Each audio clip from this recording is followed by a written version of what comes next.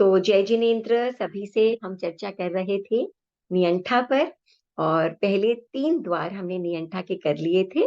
आज हम आगे बढ़ते हैं। तो नियंठा यानी निर्ग्रंथ, निर्ग्रंथ यानी साधु, साधु यानी वो जो पंच महाव्रतों का पालन करते हैं। तो पुलाक, बकुश, प्रतिसेवना, कषाय, कुशील, निर्ग्रंथ और स्नातक। ठीक है। तो अब क्या है कि जब निर्ग्रंथ होते हैं तो 11वां 12वां गुण स्थान, यहाँ पर मोह जो है या तो कंप्लीटली उपशमित हो जाता है या फिर कंप्लीटली क्षीण हो जाता है 12वें गुण स्थान में आकर के। तो यहाँ पर मोह का कोई एहसास नहीं होता, मगर उसके पहले क्योंकि मोह का एहसास रहता है, इसीलिए कषाय, कषाय वाले गुण स्थान ये बाकी सारे हैं, जिनमें से पुलाक, बकुश, प्रतिसेवना ये छठे गुण स्थान में, और छठे, 7वें, 8वें, 9वें, 10वें गुण स्थान में कषाय, कुशील। ठीक है ना। तो संज्वलन कषाय के कारण जो भीतर विकार उत्पन्न हो जाते हैं, इसीलिए कषाय, कुशील। ठीक है। और इसके अलावा पुलाक, बकुश, प्रतिसेवना, इनमें क्या है, पुलाक और प्रतिसेवना में मूल गुण उत्तर गुण में दोष लग सकता है। मूल गुण गुण कौन से हो गए? 5 महाव्रत और समिति और गुप्ती। ठीक है ना। और इसके अलावा जो अन्य जो गुण हैं, जैसे कि चलने फिरने आदि में तो ठीक है, हो गया, बट कोई भी चीज खाई, कोई आंख से आप जैसे मैल इत्यादि भी निकाल लिया, या किसी मच्छर को भगा दिया, या कभी कभी पता भी नहीं चलता है, प्रमादवश ध्यान नहीं रहता है, इस तरह की चीजें हो जाती है। तो मूल गुण और उत्तर गुण दोनों में दोष लग सकता है, पुलाक और प्रतिसेवना में। बकुश में जो है वो केवल उत्तर गुणों में दोष लगता है। कषाय, कुशील में संज्वलन कषाय के कारण विकार उत्पन्न हो सकते हैं। तो छठे से लेकर के 10वें गुण स्थान तक कषाय, कुशील रहता है। क्यों 10वें गुण स्थान तक रहता है? अप्रमादी अवस्था में तो आ ही सकता है, और छठे गुण स्थान में भी क्या होता है, दीक्षा लेते समय इत्यादि जो है बहुत ही अप्रमादी अवस्था हो सकती है, कषाय न्यूनतम हो सकते हैं, केवल संज्वलन कषाय का उदय हो सकता है, तो उस समय भी कषाय, कुशील आ जाता है। ठीक है। तो अब हम नेक्स्ट 3 बोल पर आगे बढ़ते हैं। तो हम स्क्रीन शेयर कर लेते हैं।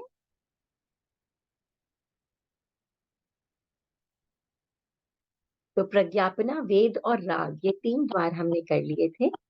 आगे हम बढ़ते हैं। कल्प द्वार, चरित्र द्वार और प्रतिसेवना द्वार। आज हम ये 3 बोल करने की कोशिश करते हैं। तो देखिए, कल्प, कल्प का मतलब क्या होता है? साधु जिस आचार का पालन करते हैं उसे कल्प कहते हैं ना। कल्प, अपने बोलते हैं ना, साधुआने कल्पे कोनी, कहते हैं ना कई बार कि उनको कल्पता नहीं है, अर्थात उनके आचार का हिस्सा ये नहीं होना चाहिए, आचार में दोष। तो साधु जिस आचार का पालन करते हैं वो है, या करना चाहिए, वो है कल्प। और कल्प क्या है? स्थित, अस्थित, स्थविर, जिन कल्प और कल्पातीत। अब क्या है कि जो साधुओं की मर्यादा है, वो उसको 10 भागों में विभाजित किया गया आचार को। इन 10 भागों में से जो प्रथम तीर्थंकर और अंतिम तीर्थंकर है, उनके समय में 10 के 10 कल्प उनको उनको मानना पड़ता है, या उनके आधार पर चलना पड़ता है। लेकिन जो बीच के 22 तीर्थंकर हैं, उनके समय में केवल 4 जो आचार हैं उनका पालन ही आवश्यक है। तो ये 4 कौन से हो गए? शय्यातर पिंड, चातुर्याम धर्म, पुरुष ज्येष्ठत्व और कृतिकर्म, यानी कि चौमासे में एक ही स्थान पर, वर्षा काल में एक ही स्थान पर रहना, और चातुर्याम धर्म का पालन करना, और इसके अलावा आचार्य बहुश्रुत आदि की जो वंदना है वो करना, है ना। और शय्यातर पिंड यानी जहां पर जो है वो शय्यातर, मतलब अपना स्थान नहीं होना, किसी के यहाँ जो कोई शय्यातर हो वहीं पर निवास करना। तो ये हो गए जो 4 हैं, वो डेफिनेटली सभी सारे साधुओं के लिए अनिवार्य है।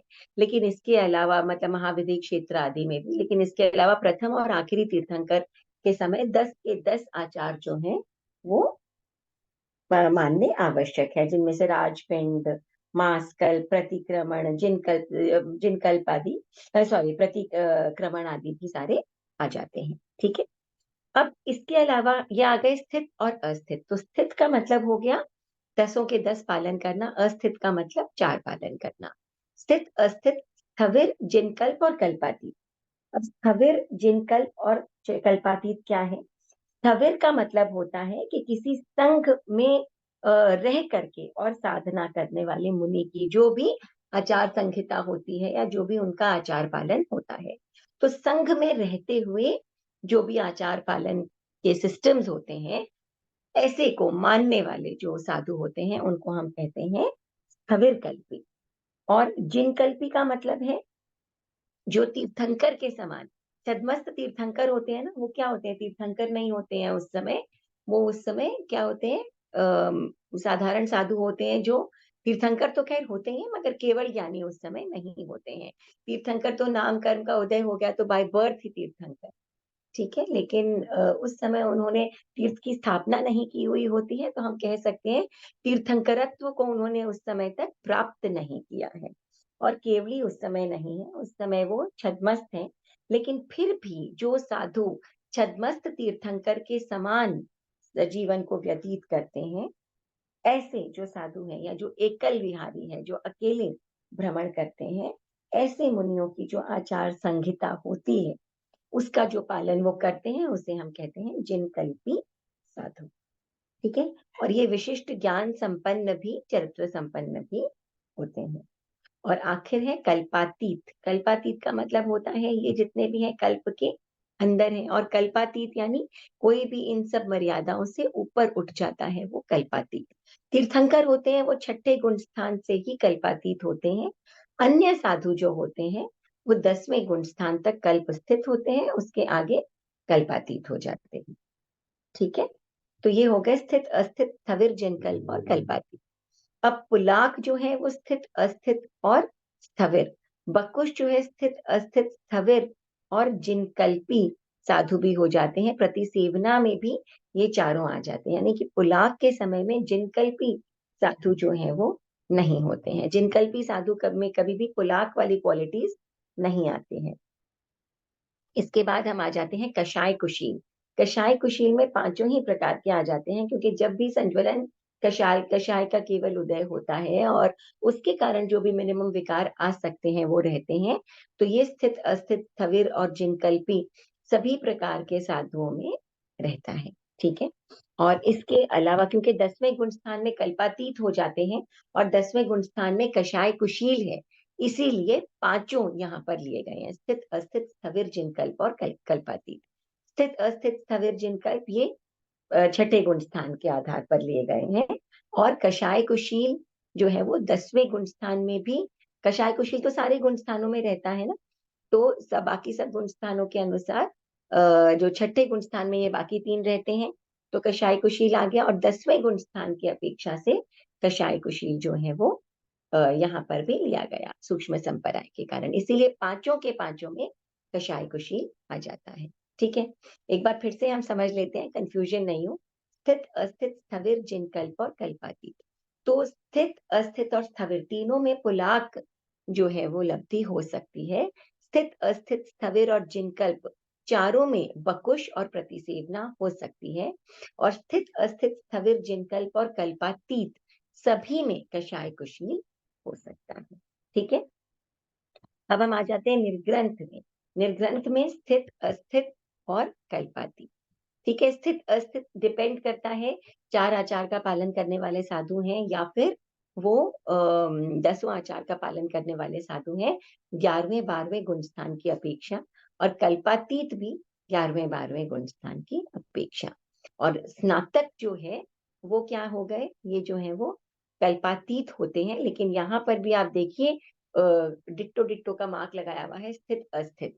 जब स्नातक हैं तो 13वां 14वां गुण स्थान है, इस समय वो कल्पातीत ही होते हैं। तो वैसे आप देखा जाए तो सिर्फ कल्पातीत होते हैं, मगर स्थित और अस्थित किस अपेक्षा से लिया गया है? पूर्व अपेक्षा से। यही सेम चीज निर्ग्रंथ में भी है। निर्ग्रंथ 11वें 12वें गुण स्थान में तो कल्पातीत ही है, लेकिन पूर्व जो स्थिति है उसकी अपेक्षा से स्थित और अस्थित लिखा गया है, ठीक है ना। तो स्थित, अस्थित, कल्पातीत, प्रेजेंट स्थिति अगर हमने निर्ग्रंथ और स्नातक की तो वो कल्पातीत ही होते हैं। 10वें गुण स्थान ऑनवर्ड्स कल्पातीत हो जाते हैं। लेकिन पूर्व स्थिति उनकी कैसी थी? वो स्थित से कल्पातीत बने हैं या अस्थित से कल्पातीत बने हैं, इसकी अपेक्षा से हम स्थित और अस्थित दोनों लिख देते हैं। देखिए स्थविर और जिनकल्प तो किस प्रकार का आचार पालन कर रहे हैं, एकल विहारी है या संघ में है, उसके अनुसार है। लेकिन आचार कौन से हैं? 10। उनमें से 4 पालन करने वाले या 10 पालन करने वाले के अनुसार अस्तित्व और स्थित हम बोल देते हैं। तो पहले कल्पातीत होने से पहले वो किस प्रकार के आचार का पालन करते थे, उसकी अपेक्षा से स्थित, अस्थित और कल्पातीत तीनों लिखे हैं। ठीक है ना? बट प्रेजेंट सिचुएशन अगर हम देखें तो निर्ग्रंथ और स्नातक जो है वो कल्पातीत ही होते हैं। ठीक है? तो इससे रिलेटेड अगर कोई प्रश्न आप पूछना चाहें तो पूछ सकते हैं। कोई क्वेश्चन? शशि जी, कुसुम जी, सरिता जी, एनी क्वेश्चन? नहीं, नथिंग ना? चलिए तो हम स्क्रीन शेयर वापस कर लेते हैं। कोई क्वेश्चन हो तो आप हैंड रेज कर दीजिए क्योंकि मैंने म्यूट किया हुआ है। ठीक है, जय जिनेन्द्र, नीतू। ओके, सो आगे हम बढ़ते हैं। चरित्र द्वार, ये कल्प द्वार समझ में आ गया ना? तो ये क्या है, जो जिनकल्प और जो स्थविर है ना, वो तो क्या है, एकल विहारी और संघ में रहने वाले साधु। और आचार के अनुसार स्थित और अस्थित 10 प्रकार के आचार, जिनमें से स्थित 10 प्रकार के आचार का पालन करते हैं, अस्थित 4 प्रकार के आचार का पालन करते हैं। 4 प्रकार के आचार के पालन की अनिवार्यता है महाविदेय क्षेत्र में और बीच के 22 तीर्थंकरों में। प्रथम और अंतिम तीर्थंकर में जो है वो 10 आचार का पालन होता है।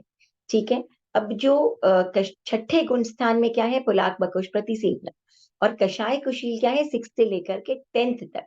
क्योंकि 10th तक है इसीलिए 5वां कल्पातीत भी आ जाता है, क्योंकि 10वें गुण स्थान ऑनवर्ड्स जो साधु होते हैं वो कल्पातीत होते हैं। ठीक है, निर्ग्रंथ और स्नातक डेफिनेटली कल्पातीत ही होते हैं सिर्फ, मगर ये पूर्व स्थिति के अनुसार स्थित या अस्थित, वो स्थित वाले थे या अस्तित्व वाले थे, उसके अनुसार स्थित और अस्तित्व ये लिख दिया गया है।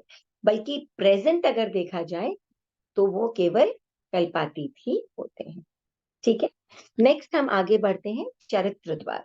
चरित्र द्वार, चरित्र कौन से हैं? सामायिक, छेदोपस्थापनीय, परिहार, विशुद्धि, सूक्ष्म संपराय और यथाख्यात चरित्र। ठीक है ना? तो पुलाक में सामायिक और छेदोपस्थापनीय में पुलाक निर्ग्रंथ होते हैं, और यही चीज है बकुश के लिए और प्रतिसेवना के लिए भी। अब कषाय कुशील में क्या है, ये सामायिक, छेदोपस्थापनीय, परिहार, विशुद्धि, ये सब तो है ही, लेकिन साथ ही साथ सूक्ष्म संपराय भी है। क्यों? क्योंकि 10वें गुण स्थान में भी कषाय कुशील रहता है। इसीलिए केवल यथाख्यात को छोड़ करके और चारों जो है वो चरित्र वो कषाय कुशील में होते हैं।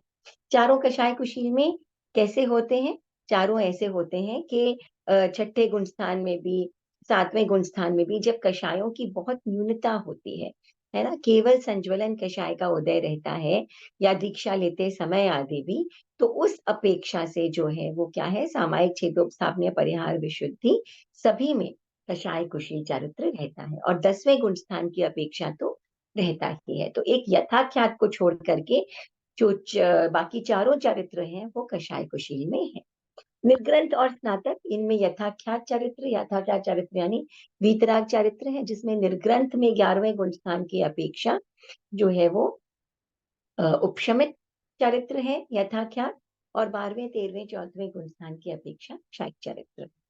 ठीक है, तो अब हम आगे इसमें से जो शायक चरित्र का अर्थ है कि आखिरी समय में जो मोहनीय कर्म का क्षय हो जाता है। बाकी घाती कर्मों के अपेक्षा से क्षायक चरित्र केवल स्नातक में 4 घाती कर्म समाप्त हो जाते हैं। ठीक है, अच्छा, अब नेक्स्ट हम आ जाते हैं प्रतिसेवना द्वार। अब प्रतिसेवना का क्या मतलब होता है? प्रतिसेवी यानी जब दोष लगाते हैं, और अप्रतिसेवी यानी जब दोष साधु नहीं लगाते हैं। मैंने स्क्रीन शेयर किया हुआ था, राइट? तो प्रतिसेवी यानी जब दोष लगता है, और अप्रतिसेवी यानी जब दोष नहीं लगता है।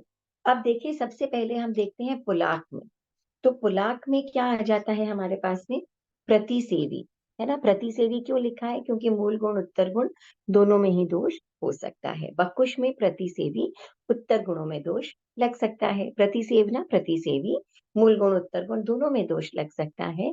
कषाय कुशील में अप्रतिसेवी, अप्रतिसेवी इसलिए कहा है कि संज्वलन कषाय केवल रहते हैं, और लेकिन तो भी उनके अंदर संज्ञा भी है और उनके अंदर छयों लेशियां भी है, तो डेफिनेटली वहां पर भी प्रतिसेवी हो सकते हैं, दोष लग सकता है।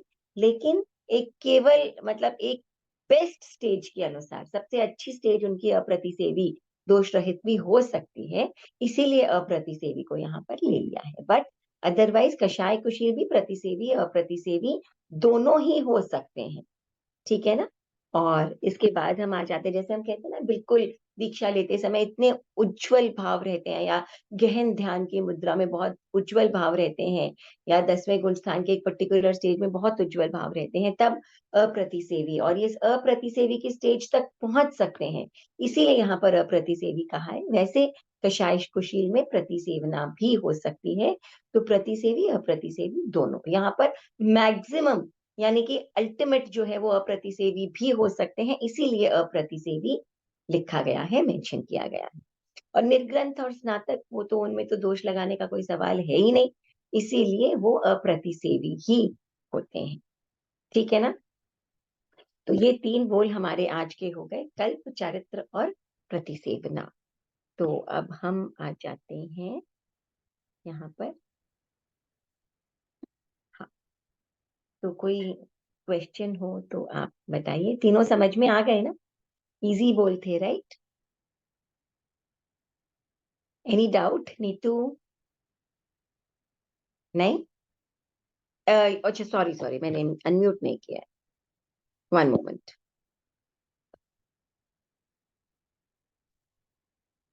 हाँ, you can unmute now. I am muted हो आप नीतू, यू आर म्यूटेड। हाँ, मैं कह रही थी कि अभी मेरा अच्छे से रिवीजन नहीं हुआ है। एक बारी वन साइड डू के बीच में मेरे को कुछ डाउट्स आएंगे, तब आई आस्क यू नेक्स्ट। तब यू कैन आस्क, ठीक है। बट आज वाले जो 3 थे उनके मतलब समझ में आ गए। प्रतिसेवना यानी दोष लगना और दोष नहीं लगना।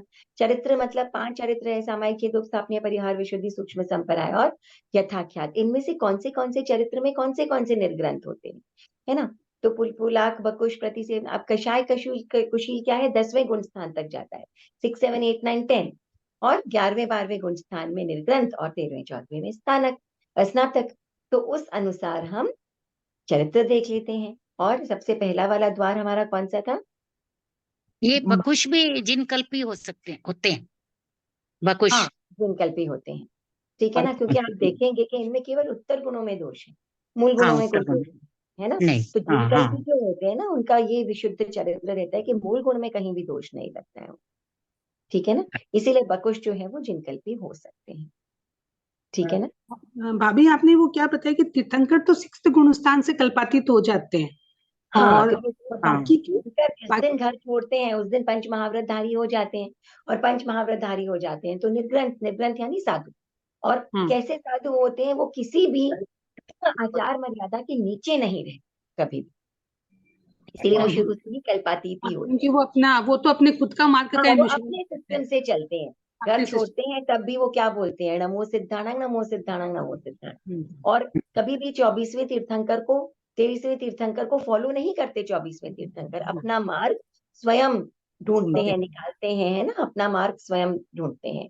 तो वो कभी भी, अब बाकी जो केवली हैं वो स्वयं बुद्ध भी हो सकते हैं, और वो जो है वो केवली जो तीर्थंकर या केवली भगवान या कोई आचार्य आदि से सुनकर, देशना लेकर के, ग्रहण करके, और उसके बाद भी केवल ज्ञान की प्राप्ति कर सकते हैं। लेकिन तीर्थंकर जो होते हैं वो डेफिनेटली 6ठे गुण स्थान से ही मतलब कल्पातीत होते हैं। और बाकी सारे जो साधु होते हैं वो 10th के बाद कल्पातीत होते हैं क्या? 10th से कल्पातीत होते हैं, 10th से 10th से हुआ तो अभी तो ये कषाय कुशील आ गया ना, 10th कल्पातीत। निर्ग्रंथ तो ये कषाय कुशील एक बार फिर बताइए ना, कषाय कुशील का प्रतिसेवी है। कषाय कुशील में बेसिकली क्या है, बहुत संज्वलन कषाय का उदय रहता है।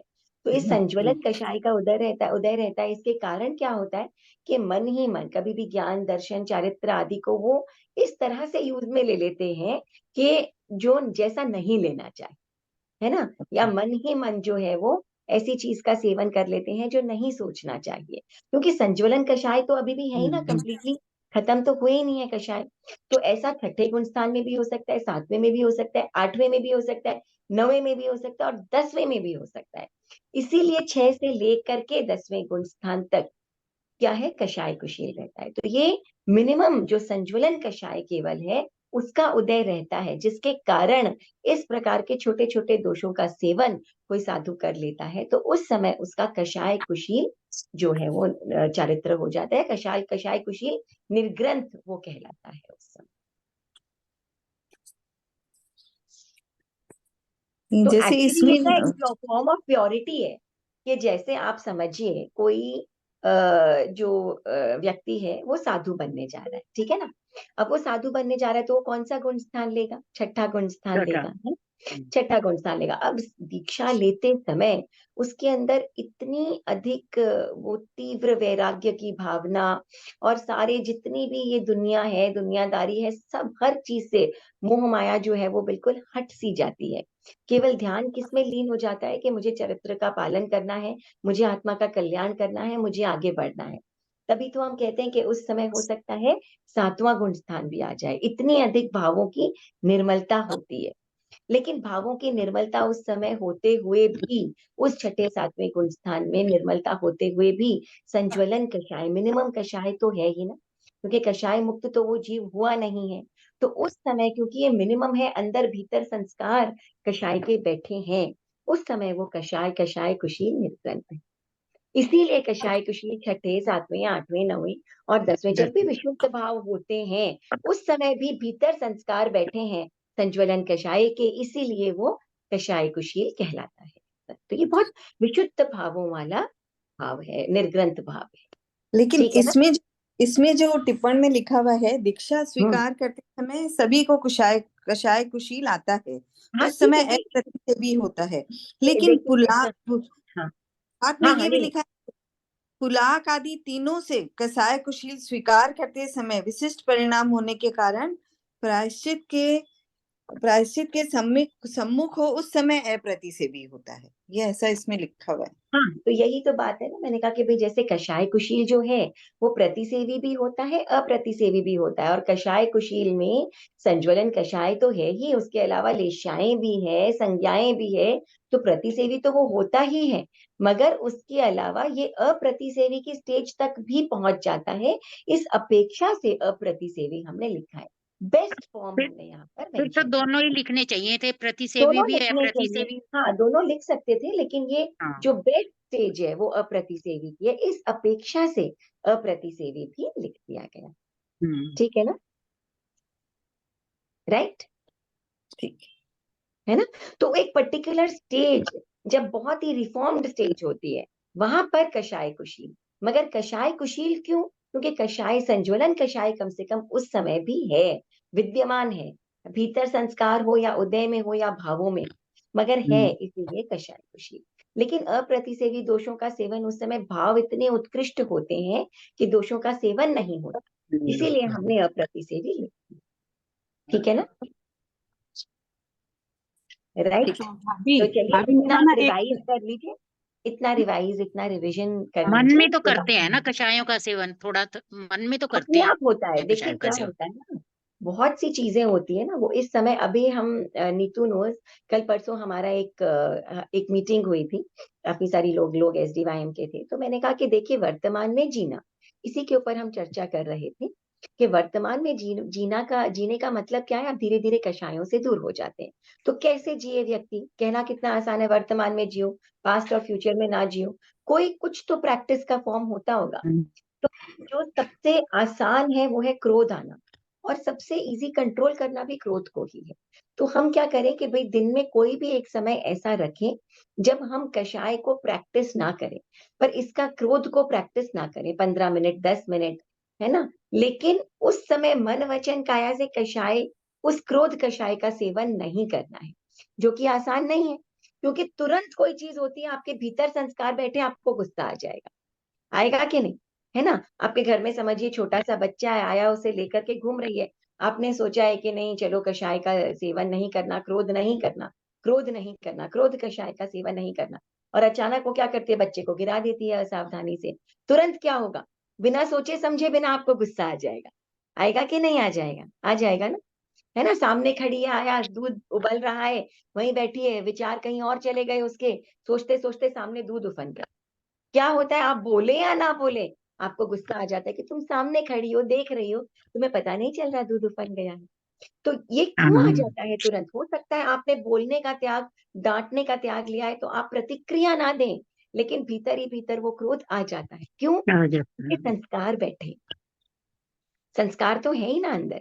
तो इसीलिए संस्कारों के रहने के कारण ही कषाय कुशील, परंतु अदोष रहित किसी परिस्थिति में वो जब हो जाते हैं, इस अपेक्षा से अप्रतिसेवी हम उन्हें बोल देते हैं। ठीक है ना। और ये संस्कार कब हटेंगे? 11वें 12वें 13वें 14वें गुण स्थान में। यहाँ मोह का कुछ है ही नहीं, वो दूध उबाले या बच्चा गिराए, कोई फर्क नहीं पड़ने वाला किसी को, है ना। या तो कंप्लीटली उपशमित हो गए हैं या कंप्लीटली क्षीण हो गए हैं। और 13वां 14वां गुण स्थान तो और ही मजेदार है। मोह तो गया सो गया, ज्ञान दर्शन भी जो है वो आ गया। ठीक है, वो कंप्लीटली अप्रतिसेवी गुण स्थान। ठीक है, सूक्ष्म है, प्रतिसेवी आना चाहिए था यहाँ पे। ठीक है ना। चलिए, तो हम मिलते हैं नेक्स्ट क्लास में, तब तक के लिए इतना रिवीजन कर लेते हैं। ठीक है, जय alright, thank you so much. जय जिनेन्द्र। Thank you. जिनेन्द्र।